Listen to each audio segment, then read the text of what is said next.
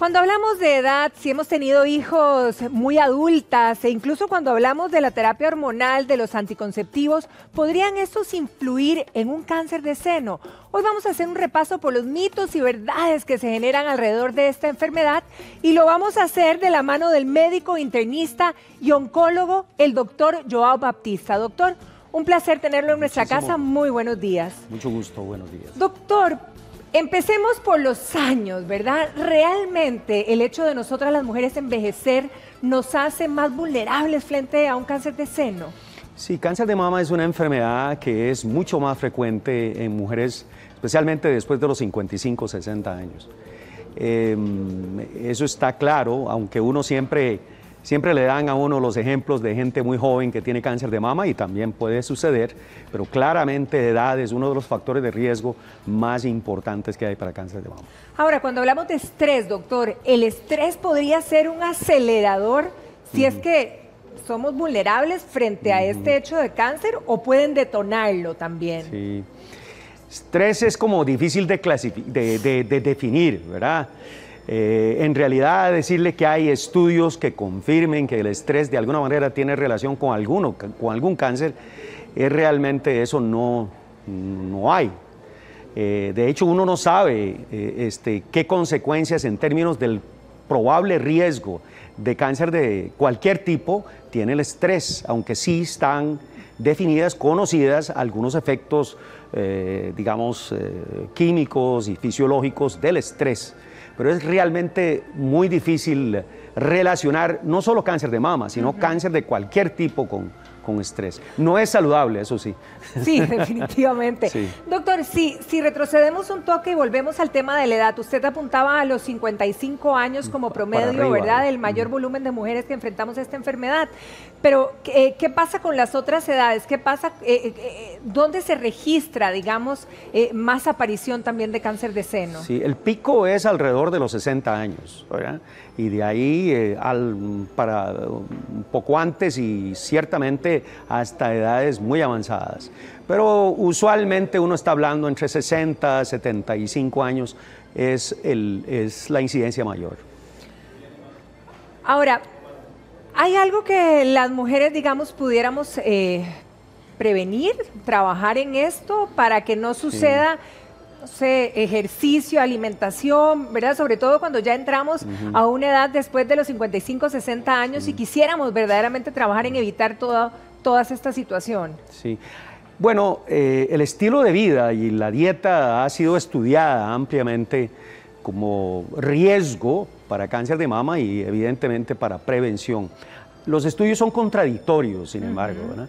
Está claro que el ser gordita de alguna manera aumenta el riesgo significativamente, pero los estudios de dietas, por ejemplo, dietas con alto contenido de carnes rojas o dietas con alto contenido de grasa, han dado resultados contradictorios. Y es además son muy difíciles de estudiar, porque se tienen que estudiar esos cambios dietéticos que permanezcan a través de décadas. Es muy difícil poner un ser humano a hacer una cosa de esas, a comer lo mismo a través de muchas décadas. Este ejercicio también se ha relacionado con una disminución del riesgo, sin embargo, no ha sido consistente. Es más bien la estructura física de la mujer, el hecho de que tenga aumento de cantidad de grasa corporal, por ejemplo, el que hace que tenga más riesgo de cáncer de mama. Ahora, doctor, cuando hablamos o mencionamos cáncer, generalmente hablamos de genes, ¿verdad?, hereditarios. Sí. En el caso del cáncer de seno, ¿se hereda? Sí, hay aproximadamente depende del origen étnico, puede haber hasta un 10-15% de los cánceres que son heredados, o sea, tienen una relación, ese gen alterado se pasa de diferentes etapas familiares. Ahora, cáncer en general es una enfermedad genética. La diferencia es que no es heredado, es una cosa que sucede dentro de la señora o de la paciente que tiene el cáncer de mama. Cáncer heredado, el más conocido, es el que está relacionado con mutaciones de dos genes, uno se llama BRCA1 y el otro se llama BRCA2. y estos genes tienen diferentes tipos de mutaciones que confieren un riesgo que puede ser hasta de 70% Wow, qué alto. de tener cáncer de mama a través de la vida. Hay ciertas orígenes étnicas que tienen un mayor riesgo de tener alteraciones o mutaciones del BRCA, como por ejemplo la gente de origen judío ashkenazi. En nuestro país es probable que en la población general, de alrededor del 5% de todos los cánceres de mama que tenemos en Costa Rica tienen mutación del BRCA. Okay. Ahora, doctor, empiezan las consultas de nuestro público y una de ellas es una mujer que precisamente fue expuesta a radiación por otros temas. ¿Esto pudiera pudiera realmente hacerla más vulnerable a un cáncer de mama? Sí, ese tema es un tema muy interesante. Es un tema en donde hubo exposición de radioterapia al tórax, especialmente en etapas muy tempranas de la vida, antes de los 15, 16 años, por una enfermedad que se llama linfoma de Hodgkin. Y entonces esa gente sí que tiene un riesgo significativamente aumentado. Dos condiciones, radioterapia, tres he dicho, radioterapia al tórax, que sean jóvenes cuando la reciben, y además con una tecnología antigua. Uno no puede decir que en este momento las personas que reciben radioterapia al tórax van a tener el mismo riesgo.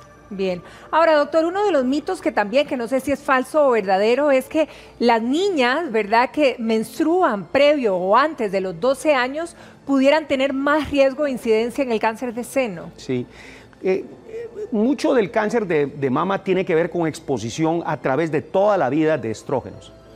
Entonces, mientras, digamos, que más temprano inician la menstruación, que más tardíamente,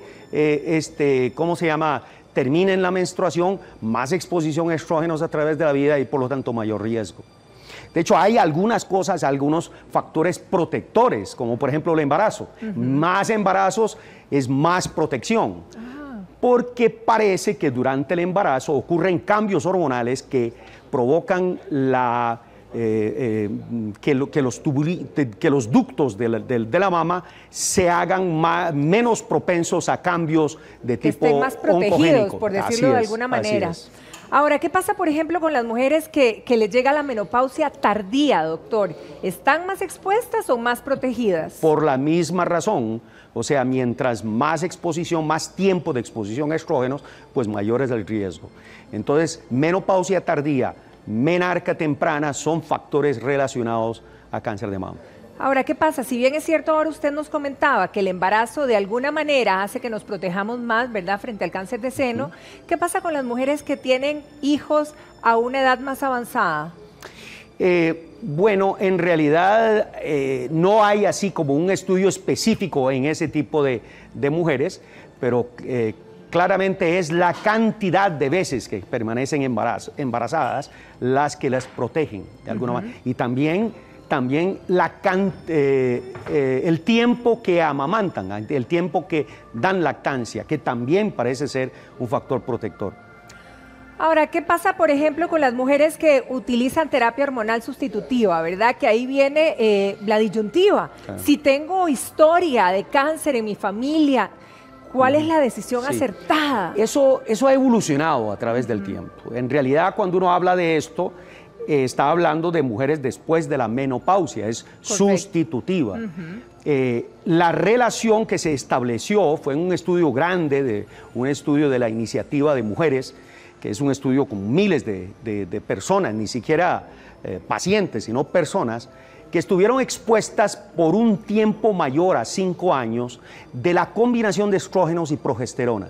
Esas tenían un riesgo aumentado de cáncer de mama de alrededor de un 20%. Existen otras condiciones, por ejemplo, anticonceptivos orales. Los anticonceptivos orales, que obviamente se usan antes de la menopausia, el riesgo de cáncer de mama es muchísimo más discutible, especialmente con los anticonceptivos orales modernos. Hay estudios en el pasado que relacionaron el uso de dietilestilbestrol, que es un estrógeno muy potente, Y ahí sí se vio que si se utilizaba por suficiente tiempo, tenía un riesgo relativamente más alto que la población general. Ahora, doctor, por ejemplo, las mujeres, insistamos en esto, en las mujeres que tienen alguna historia, ¿verdad?, con respecto a sus familiares, ¿qué recomendaciones en cuanto a prevenir, a estar alertas? En efecto, el asunto ahí es estar alertas, más que prevenir. Prevención, pues evidentemente un estilo de vida bueno, cuidarse de no aumentar de peso, no comer carnes rojas todos los días, todo eso tiene sentido, aunque el valor de eso uno realmente no está completamente seguro. Pero si una señora tiene especialmente familiares de primer orden, y si esos familiares han tenido cáncer de mama a una edad temprana, y si han tenido cáncer de mama bilateral, y si uno de esos familiares que ha tenido cáncer de mama es un hombre, que también sucede, exacto. Esos son factores de alto riesgo, que le dan un alto riesgo a la persona. Y por lo tanto, esa es la paciente que tiene que cuidarse muy bien en su tamizaje, en su cribaje. Hay una gran discusión sobre quién debe hacerse una mamografía y a qué edad. Exacto. Y realmente las mamografías, se sabe hoy en día, que aplicadas a la población general, sin analizar los riesgos de cada persona individual, no deben usarse. En realidad, ahora ha habido una gran revolución en términos de las guías, y en general, lo primero que uno debe valorar es cuál es el riesgo de esa persona. Si esa persona ha tenido estos, por ejemplo, familiares, etcétera, son personas que deben hacerse en efecto la mamografía temprano. Temprano hablamos de 40 a 45 años. Ajá. Pero si no tienen esos factores de riesgo, entonces no está indicado hacer una mamografía de tamizaje desde el principio.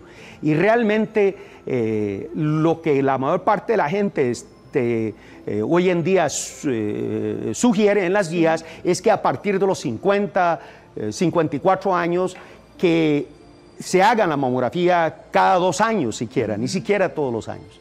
Entonces hay mucho debate, ¿verdad? Yo sé que al público se le vende la idea que a los 40 años hay que hacer esa mamografía. Eso no es para todo el mundo. Qué importante eso. Ahora, doctor, también quisiera volver a mencionar, porque hay muchas dudas con respecto al público, con respecto a los anticonceptivos orales, que usted los mencionó. Si tengo igual alguna historia, ¿debería decir cancelado o también ahí hay que evaluarlo? No puede uno decir eso. O sea, especialmente, repito, con los anticonceptivos orales modernos, ¿verdad? Claro, la exposición a estrógenos durante periodos muy prolongados no es aconsejable. Y no es aconsejable no solamente por cáncer de mama, sino por muchas otras cosas, como por ejemplo trombosis venosa, etcétera. Entonces, pero sí decir que si su mamá tuvo cáncer de mama y por eso no debe usar anticonceptivos orales, uno no puede ser tan definitivo ahí. Ahora, doctor, también importante, porque ahora previo a la entrevista que estuviéramos al aire comentábamos también las buenas alternativas que hay con respecto al cáncer de seno, ¿verdad? Si realmente hay un diagnóstico temprano, ¿cuáles son nuestras posibilidades?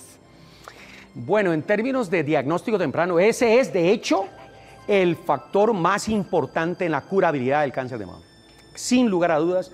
Y yo soy un fiel creyente que más que la mamografía es la conciencia de ese riesgo y el no tenerle miedo digamos, a buscar ayuda cuando uno siente alguna cosa.